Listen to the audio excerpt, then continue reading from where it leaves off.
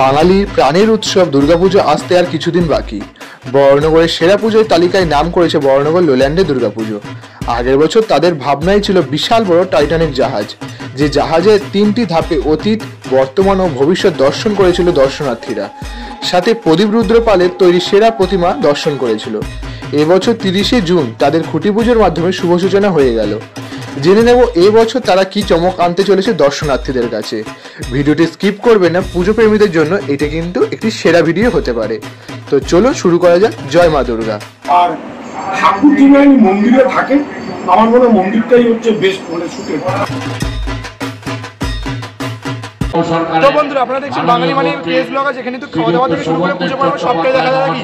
আর আজ কিন্তু আমরা চলেছি বরানগরের কিন্তু দ্বিতীয় সেরা পুজো 2024। আজকে খুঁটি পুজোর মাধ্যমে শারদ সূচনা করতে চলেছে। কি রয়েছে এবছরের থিম আর শারদ সূচনার যে কিছু সুন্দর মুহূর্ত সবটাই তুলে ধরছে এই ভিডিওতে। তো ভিডিওটা স্কিপ না করে দেখতে থাকুন। Let's go.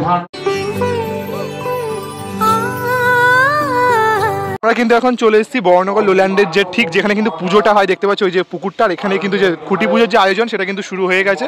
খুব সুন্দর করে দেখতে পাচ্ছি পাখা দিয়ে কিন্তু এখানে সাজানো রয়েছে। আর একটা যে বাঙালি আনা সেই ব্যাপারটা কিন্তু রয়েছে। চলো ভিতরে প্রবেশ করবো।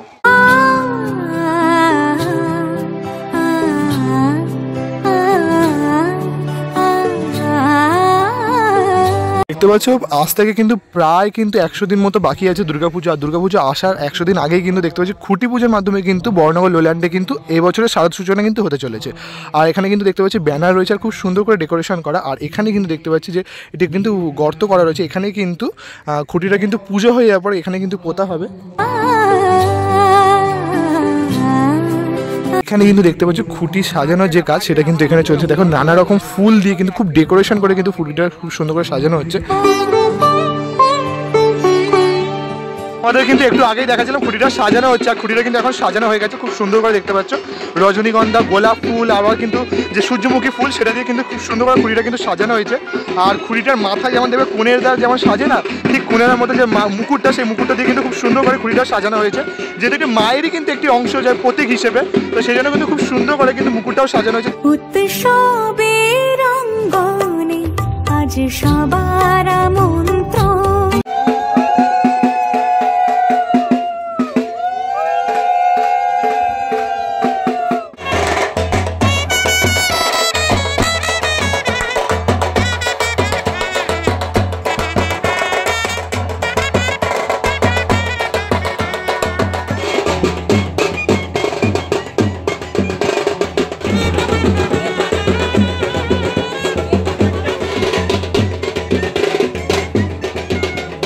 দেখতে পাচ্ছ খুঁটিটা কিন্তু এত সুন্দর করে ফুল দিয়ে সাজানোর পরও খুঁটিটার উপর কিন্তু লাল শালু কাপড়, তারপরে কিন্তু জবা ফুলের মালা, চাঁদ মালা দিয়ে কিন্তু খুঁটিটাকে কিন্তু আরো সুন্দরভাবে ডেকোরেশন করা হচ্ছে।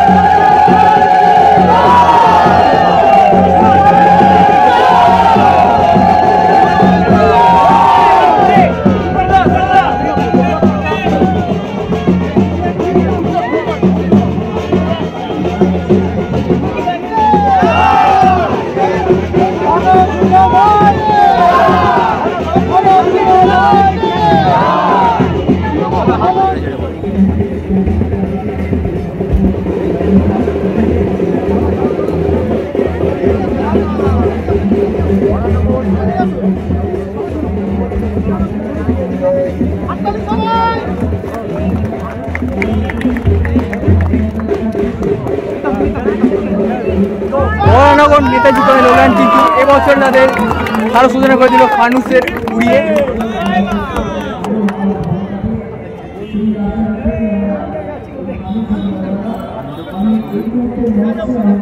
লোল্যান্ড ক্লাব মানে একটা দারুণ উত্তেজনা একটা পুজো, তারপরে খুঁটি পুজো, আর তোমার সাথে লোল্যান্ড বোধহয় দারুণ ভাবে জড়িয়ে আছে। তো কেমন লাগে লোল্যান্ডের সাথে তোমার এই সম্পর্কটা? একটা হচ্ছে গিয়ে ন্যাচারালি প্রায় 12 বছরে জড়িয়ে থাকা, আমি টানা প্রায় 12 বছর ধরে করছি, ঠিক আছে। তো প্রত্যেকবারই এক একটা সাকসেস হয়, ভালো লাগে। এইবারও অনেকটা চমক হবে। তো এবার তুমি তো প্রত্যেকবারই কোনো কোনো চমক দেবো, তোমার প্রত্যেকটা মণ্ডপেই আমি যাই, আমরা কভার করে গিয়ে কোনো চমক থাকে। তো আমি বলছিলাম যে চমক বলতে, কিন্তু একটা কিছু ক্লু কি দেওয়া যাবে? সেই মানে বিভিন্ন গুগলের মতো যেরকম ক্লু দেয়, যে একটা ক্লু মন্দির হবে, এইটুকুনি বললাম। হ্যাঁ, এখনই ডিসক্লোজ করেই দিলাম মন্দির হবে। তার কারণ হচ্ছে কি, আমার একটা যেটা আমার দর্শন, সেটা হচ্ছে না, ঠাকুরকে খুব ভাঙতে চুটতে আমার একটুখানি অসুবিধা হয়, মন থেকে কোথাও যেন একটুখানি কষ্ট লাগে। মাকে একটু মায়ের মতো দেখতে ভালো লাগে। আর ঠাকুর যিনি মন্দিরে থাকে, আমার মনে হয় মন্দিরটাই হচ্ছে বেস্ট, মানে শুটের মানে ইয়ের জন্য। তার মানে কি তোমার যে প্রতিমার ওরিয়েন্টেড থাকবে, সেটা তার মানে কি সাবেকি টাইপেরই থাকবে? না, সাবেকি থাকবে না, তার মধ্যে অবশ্যই শিল্পকলা থাকবে, বিরাট থাকবে। প্রদীপটা করছেন ভারতবর্ষেরই কোনো একটা জায়গার ব্যাপারটা হবে। দাদা, এখানে বর্ণমার তো অনেকগুলো পুজো হয়, আপনার কাছে ব্যাপারটা কতটা চ্যালেঞ্জিং? কারণ দর্শনার্থীরা তো সবসময় একটা নিউলি কিছু পার্সপেক্টিভ করে থাকে। এটা ঠিক, আসলে আমি কাউকে ইয়ে না করেই বলছি, যখন না আরো বেশি প্যান্ডেলগুলো বাড়তে থাকে চারপাশে, আরো বেশি কাজ যখন হতে থাকে বাইরে, তখন দেখবে চ্যালেঞ্জটা অটোমেটিক আরো করবার স্পিডটা বেড়ে যায় আর কি। আগে একটা সময় ছিল তখন কেউই করতো না, মানে আমি বলছি প্রায় 8-9 বছর আগে, তখন কিন্তু এই একমাত্র দিলীপ নারায়ণ বসি পুরো এই জায়গাটা একা বড় করতে প্যান্ডেলটা করতো। বিশেষ করে মানে তালাব ব্রিজের পর থেকে অধিকটা যদি দেখি, আর সেই অর্থে সেরকম ভাবে কেউ প্যান্ডেল করতো না। কবে থেকে শুরু করছো কাজ? আমার কাজ কিন্তু অলরেডি শুরু হয়ে গেছে, ইনস্টল করে শুরু হয়ে গেছে। পাশের কাজ তাহলে মোটামুটি পাশের কাজ ধরে রাখো আর 5-7 দিনের মধ্যেই শুরু হয়ে আচ্ছা, যায়। একটা ছোট্ট কথা একটু জিজ্ঞেস করি, একদম শিওর। তুমি যে মণ্ডপটা করছো এবং সামনে একটা বিরাট জলাশয় রয়েছে, এটা তো আগের বড় জাহাজটা দেখেছিলাম, সেই মণ্ডপটা যে মন্দিরটা, সেটাও কি কোনোভাবে জলাশয়ের সাথে রিলেটেড? একদম রিলেটেড, একদম রিলেটেড। তুমি আরেকটা ভাববে, একবার দেখবে যে ম্যাক্সিমাম আমাদের যে সমস্ত মন্দিরগুলো আছে না, পুরো আমাদের ভারতবর্ষে যে প্রান্তেরই হোক, খুব কম মন্দিরেই জলাশয়ের পাটটা কিন্তু থাকে না, এরকম প্রায় নেই বললেই চলে। জলাশয়ের কিন্তু একটা ব্যাপার থাকেই, জলাশয়টা কিন্তু বিরাট বড় একটা একটা প্লাস পয়েন্ট অবশ্যই। যাক দাদা, আমি আমাদের প্রত্যেকের পক্ষ থেকে তোমাকে আগে থেকে অভিনন্দন জানিয়ে গেলাম। একদম অবশ্যই দেখা হবে।